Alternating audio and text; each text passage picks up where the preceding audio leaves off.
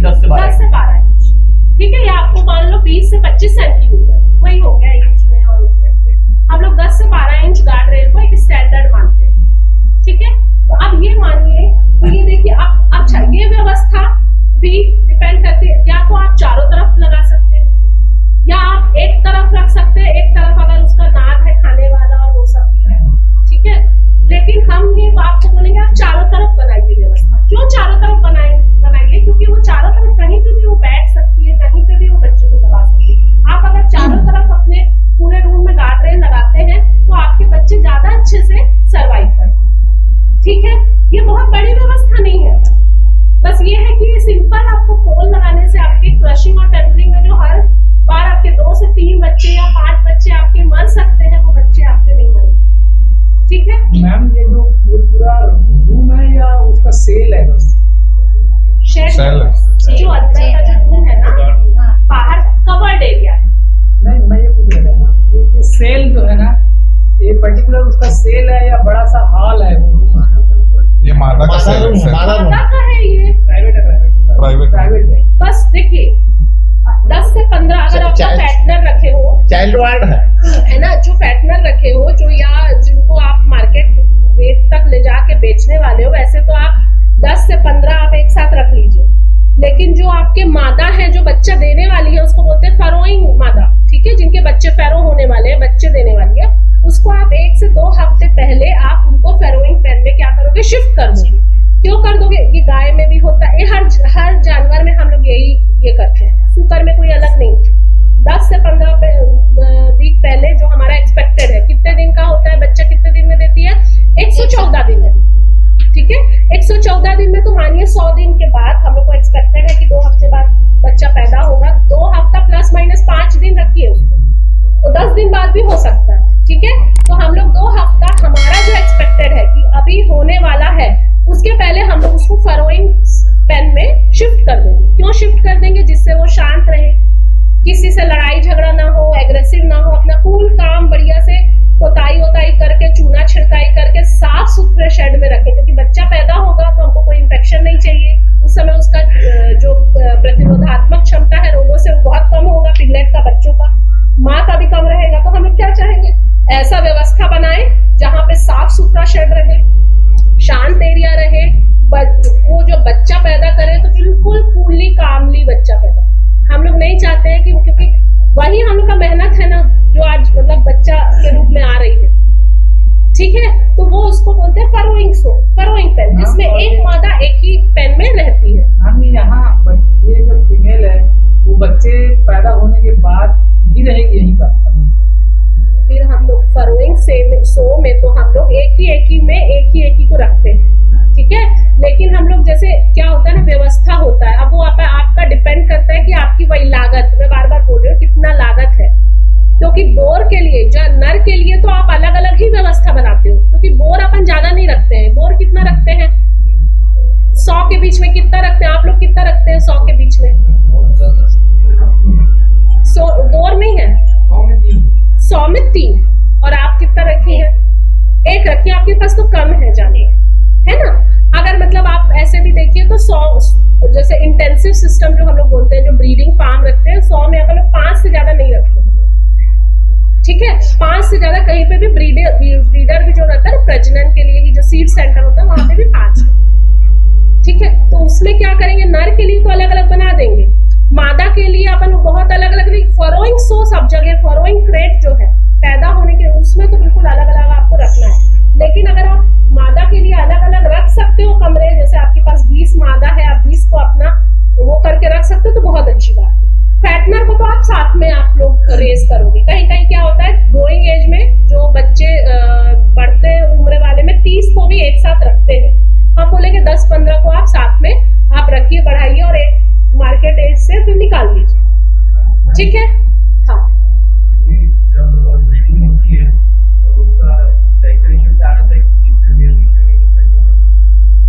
Probability आपकी 50-50% है, लेकिन प्रोबेबिलिटी देखिए, वो तो गणित नहीं है ना, बायोलॉजी गणित नहीं है। जैसे बच्चा पैदा होना है, बेटा होगा कि बेटी होगी, क्या प्रोबेबिलिटी होती है? मानिए 50-50%, 50%, 50% बेटा हो सकता है, 50% बेटी हो सकती है, ये प्रोबेबिलिटी है।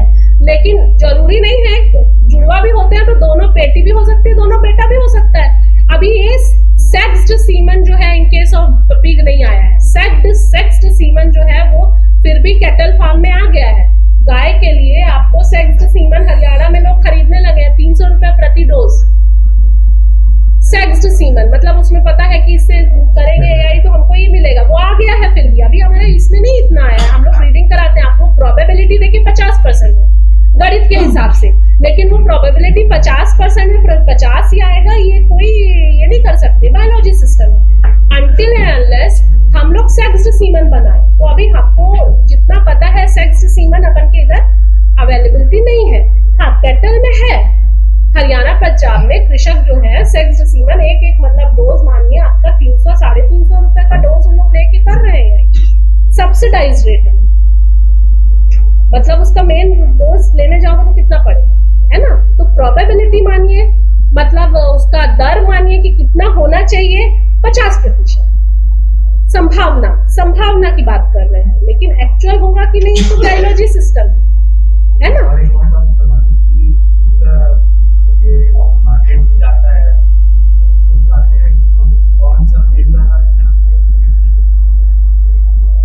देखिए मेल फीमेल दोनों फैटनिंग एज तक, मतलब आपका कितने किलो में आप बेचते हो बताओ, यहाँ पे कितना किलो आता है तो बेचते हो?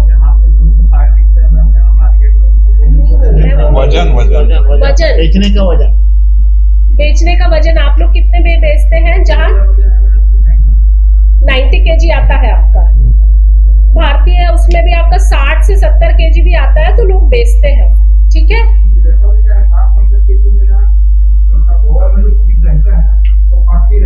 कॉस्टली रहता है, हैवी ग्रोथ होता है, ठीक है। 90 kg आप बात कर रहे हो, आप कोई नस्ल रखे होंगे, है ना।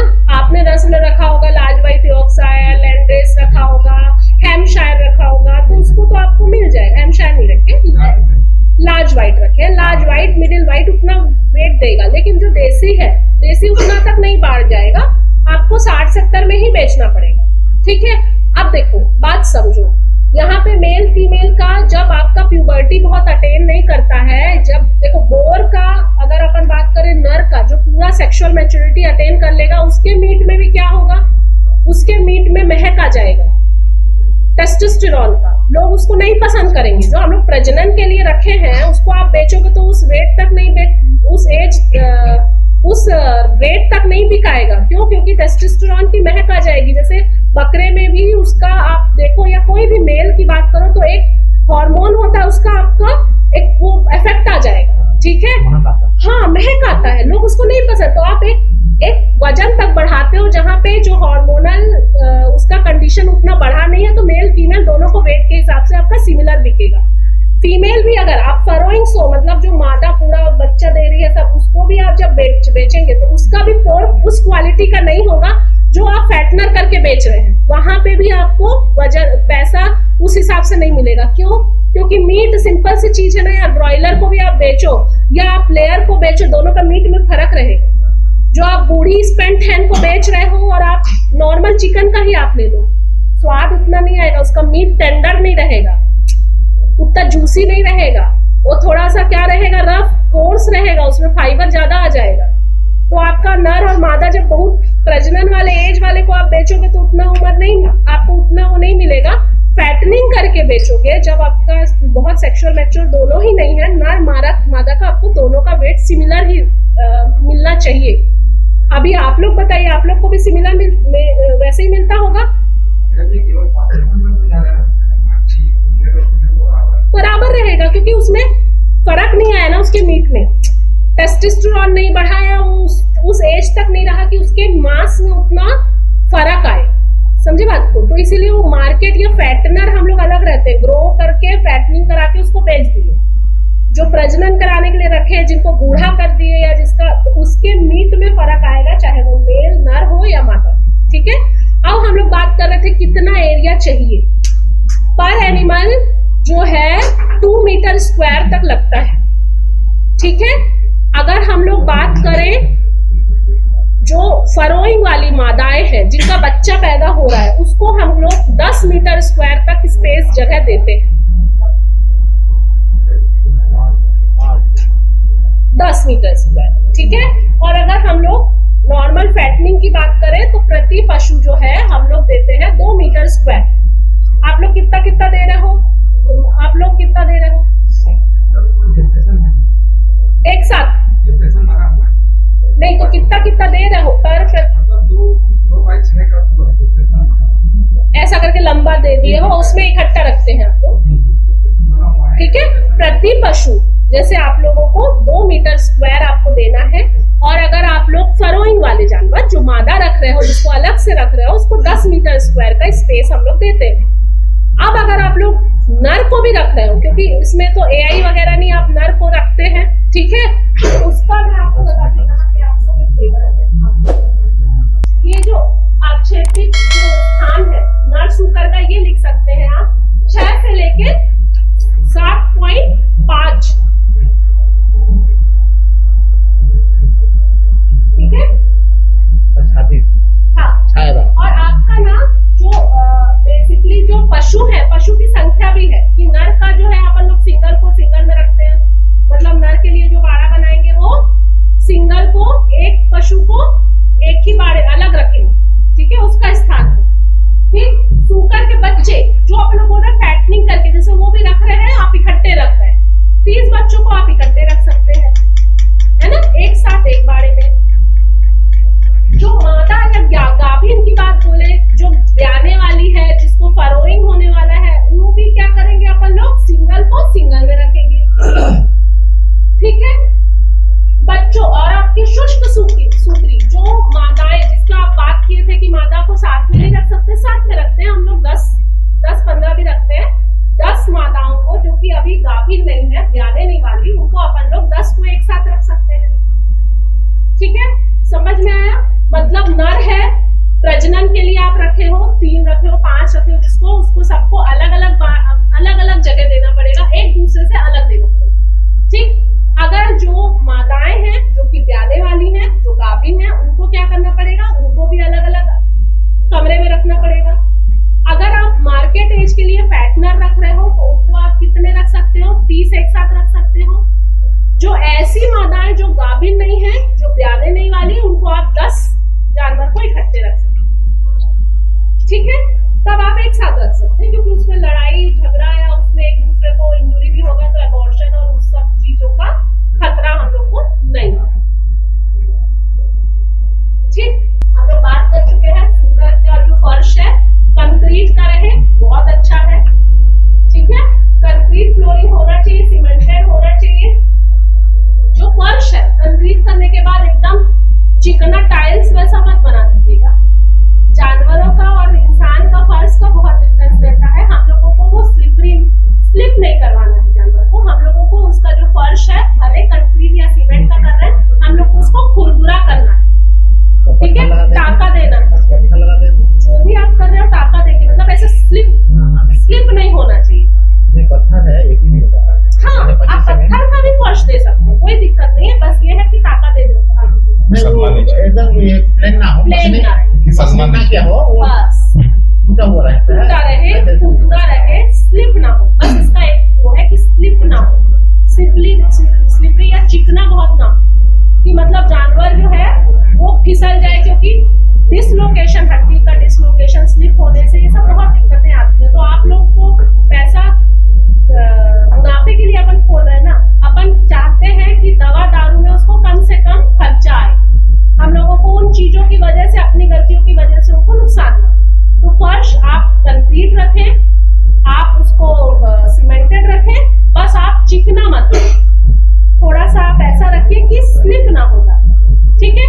बस फर्श का यही है, और कोई रिक्वायरमेंट नहीं है फर्श, ठीक। सफाई अच्छे से हो जाए, स्लोपिंग रखिए, थोड़ा सा फर्श ऐसा सीधा ना रखिए, हल्का सा स्लोपिंग रखिए। क्यों स्लोपिंग रखिए? जिससे आपका लेबर कॉस्ट कम रहे, धोए, तेज धार उससे पानी निकल जाए, पानी रुके नहीं, बहुत देर तक पानी जमा नहीं होना चाहिए। तो क्या होगा, स्लोपिंग ग्रेडियंट अपन भी बाथरूम में देते हैं, हल्का सा ग्रेडियंट देते हैं, देखिएगा जब बोलते हैं पानी निकल नहीं रहा, अपन का ग्रेडियंट सही नहीं, इंजीनियर